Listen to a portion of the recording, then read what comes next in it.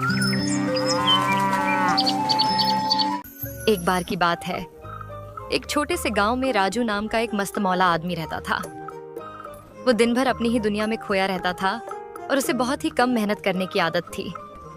राजू अक्सर सोचा करता था, काश मेरी सारी समस्याएं चुटकी में खत्म हो जाएं तो मजा आ जाए। एक दिन जब राजू जंगल में टहल रहा था, अचानक उसकी नजर एक पुरानी बोतल पर पड़ी। बिना सोचे समझे उसने बोतल को रगड़ दिया। धुआं निकलने लगा और देखते ही देखते एक बड़ा सा जिन्न प्रकट हो गया।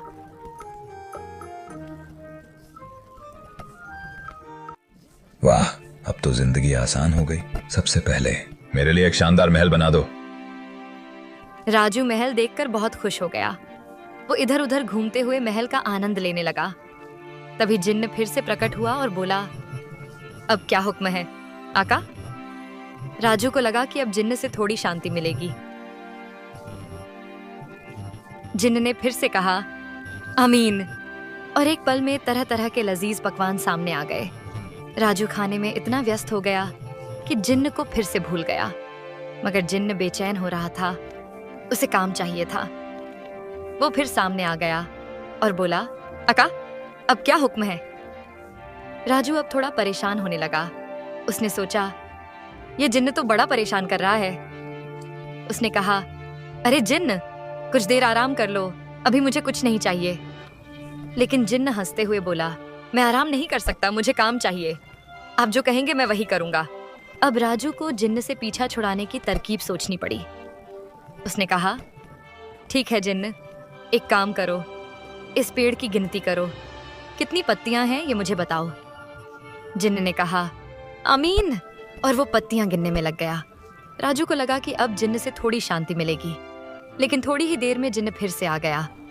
आका, पेड़ में कौधा सा तक है, 50 पत्तियां हैं, अब क्या करूं?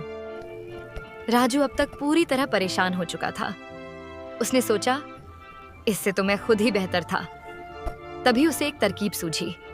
उसने जिन्न से कहा, अच्छा जिन्न, तुम मेरे लिए एक बहुत बड़ा पहाड़ बना दो। जिन्न ने कहा, आमीन, और पहाड़ खड़ा हो गया। फिर राजू ने कहा, अब इस पहाड़ को तोड़कर समतल मैदान बना दो। जिन्न ने तुरंत काम शुरू कर दिया।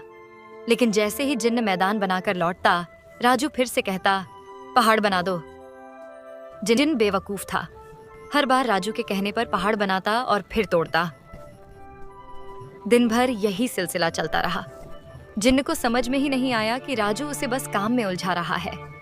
अंत में जिन्न थक गया और बोला, आका, मैं बहुत थक गया हूं, अब मुझे वापस बोतल में जाने दो।